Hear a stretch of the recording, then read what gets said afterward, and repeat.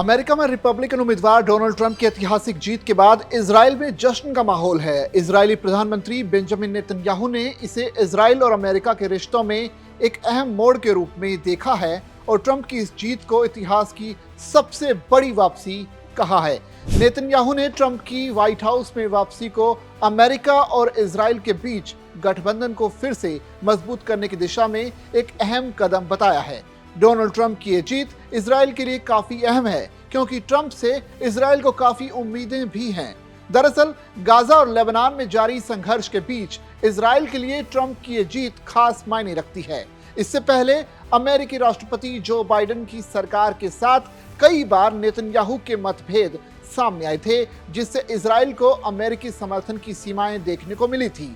वहीं अब ट्रंप की ऐतिहासिक जीत से गदगद नेतन्याहू ने कहा कि आपकी ऐतिहासिक वापसी अमेरिका के लिए एक नई शुरुआत है और ये इजराइल और अमेरिका के बीच महान गठबंधन को फिर से मजबूत करने का संकेत है।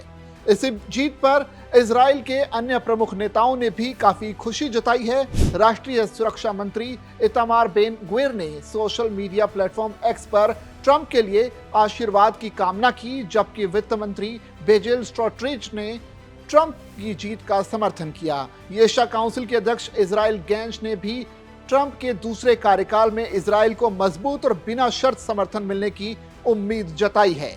खास बात यह है कि 7 अक्टूबर 2023 के बाद से युद्ध संकट के केंद्र में रहे इजराइल के लिए ट्रंप का समर्थन बड़ी राहत के रूप में देखा जा रहा है।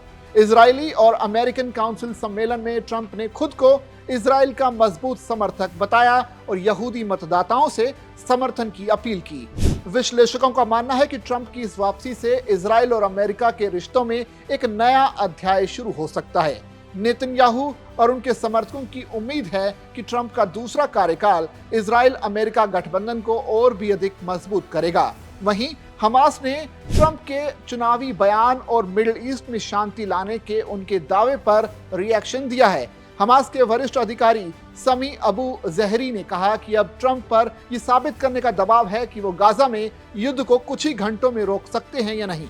जहरी ने कहा कि ट्रंप ने जैसा दावा किया था अब उसे पूरा करने का वक्त आ गया है। जहरी ने कहा कि हम उनसे चाहते हैं कि वो राष्ट्रपति जो बाइडेन की गलतियों से कुछ सीखें और इस युद्ध को जल्द से जल्द खत्म करें। अब देखना पड़ेगा कि सत्ता संभालने के बाद जो बाइडेन के बाद आए राष्ट्रपति डोनाल्ड ट्रंप किस तरह की रणनीति बनाते हैं इस युद्ध को लेकर। आपको ये वीडियो पसंद आया तो आप इसे लाइक और शेयर कर सकते हैं। साथ ही इस तरह की और भी वीडियोस देखने के लिए बने रहिए दैनिक जागरण के साथ।